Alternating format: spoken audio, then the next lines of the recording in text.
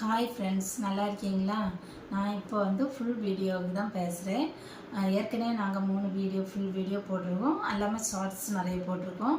கொஞ்சம் இப்போ வந்து என்ன வீடியோவில் என்ன நான் சொல்ல போகிறேன்னா, நம்ம பெண் குழந்தைகளை பெற்றவங்களுக்கு அம்மா அப்பாக்களுக்கு தான் நான் இதை சொல்ல போகிறேன். பெண் குழந்தைங்களை நம்ம வந்து பத்திரமா வீட்டில் பாதுகாப்பாக வைக்கிறது நம்மளோட கடமை. பார்த்திங்களா, நேற்றைக்கு எல்லாம் நியூஸில் பார்த்தேன். எனக்கு ரொம்ப கஷ்டமாக இருந்துச்சு. இந்த 10 வயசு பிள்ளைகளை எல்லாம் என்னெல்லாம் பண்ணுறாங்க, பாலியல் கொடுமைகள் எல்லாம் பண்ணுறாங்களா, அதெல்லாம் கேட்கும்போது ரொம்ப பயமாக தான் இருக்குது. நம்ம பொம்பளை பிள்ளைகளை கொஞ்சம் பார்த்து, அப்பாவும் சரி தான் அம்மாவும் சரி தான், கொஞ்சம் பார்த்து பத்திரமா வைக்கணும். நம்மளோட கடமை தான் அது. கொஞ்சம் அசால்ட்டாக விட்டுட்டோம், நடந்த பிறகு ஒன்றும் பண்ண முடியாது. நடக்கிறதுக்கு முன்னாடி நம்ம வந்து கொஞ்சம் எச்சரிக்கையாக இருக்கணுங்க. அது எல்லா அம்மா அப்பாவுக்கும் நான் வேண்டி கேட்டுக்கிறேன். நான் வந்து இதில் சொல்கிறது உங்களுக்கு தப்பாக இருந்தால் மன்னிச்சிடுங்க, இல்லை நல்லதாக இருந்தாக்கி ஏற்றுக்கோங்க. நீங்கள் அடுத்து நான் இந்த விஷயத்த சொல்லி முடிச்சுட்டேன். இனிமேல் நான் அடுத்த என்ன விஷயம் சொல்ல போகிறேன்னு அவங்கக்கிட்ட நான் ஒரு வீடியோ போட்டிருந்தேங்க, ஷார்ட்ஸ் வீடியோ தான் அது. வந்து என்ன வீடியோனா, சொந்தக்காரங்களை நம்ம நம்பக்கூடாது. அவங்க வந்து பாவப்பட்டவங்களை, பாவமாக இருந்தால் அவங்க வந்து நம்மளை கண்டுக்க மாட்டாங்க, வசதியாக இருந்தால் கண்டுக்குவாங்க அப்படின்னு ஒரு வீடியோ போட்டிருந்தேன். ஆனால் அது வந்து நான் யதார்த்தமாக, அது உண்மையாக நடந்தது தான் நான் போட்டிருக்கேன். எனக்கு சின்ன குழந்தையில இருந்து நடந்த நிகழ்ச்சியை தான் போட்டேன். ஆனால் ஒருத்தங்க கமெண்டில் சொன்னாங்க, அது பொய்யுமா, உண்மையை பேசுமா அப்படின்னு சொன்னாங்க. அப்போ இது வரைக்கும் நான் நடந்தவங்களுக்கு தானே நான் சொன்னேன், நடக்காதவங்களுக்கு நான் சொல்லலைல்ல.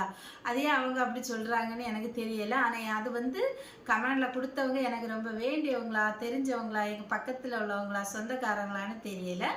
ஆனால் அது அப்படி சொல்கிறாங்க. ஆனால் இதுவரை யாருக்குமே நடந்தது இல்லையா ஃப்ரெண்ட்ஸ்? நீங்களே சொல்லுங்கள் பார்ப்போம். நான் எனக்கு நடந்ததை தான் நான் சொல்கிறேனே தவிர பொய்யா எதுவுமே பேசலை. என்ன சொல்லணும்னா, அப்படி ஒருத்தங்க மெசேஜ் விட்டுருக்காங்க. அடுத்து என்னென்னா, இன்றைக்கி நாங்கள் எங்கள் வீட்டில் வடை செஞ்சோம் பாருங்கள். இதுதான் நான் சுட்ட வடை, நான் செஞ்ச வடை பாருங்கள் எப்படி இருக்குன்னு.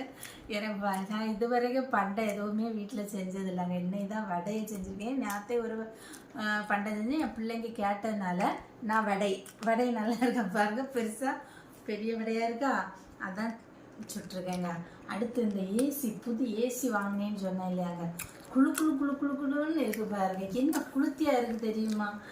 குளிர் தாங்க முடியல. ஏசி வாங்குறதுக்கு முன்னாடி ஏசி வேணும் ஏசி வேணும் ஏசி வேணும், ஏசி வாங்கின பிறகு ஒரு 10 நிமிஷம் கூட இருக்க முடியலைங்க. இதுதாங்க ஏசிக்குள்ள மேட்ரு. இவ்வளோதான் ஏசி பிரோஜனம். இந்த ஒரு மாதம்தான் பிரோஜனம், அதுக்கப்புறமா ஏசிக்கு பிரோஜனம் இல்லை நமக்கு. நம்ம எல்லாம் ஏசியில் இருந்து பழக்கம் இல்லைங்க.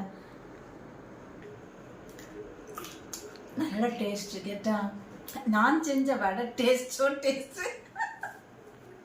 நீங்க செஞ்சா டேஸ்டா தான் இருக்கும், பின்ன அசிங்கமாவா இருக்கும். நல்ல டேஸ்டா இருக்கு பத்தியா, என் பிள்ளைங்களுக்கும் பிடிச்சிருக்கு. நான் செஞ்ச வடை டேஸ்டா தான் இருக்கு கேட்டா. நம்ம வீட்டுல வாங்குறது பின்ன நல்லா இல்லைன்னு சொல்ல முடியுமா நீங்க செஞ்சத?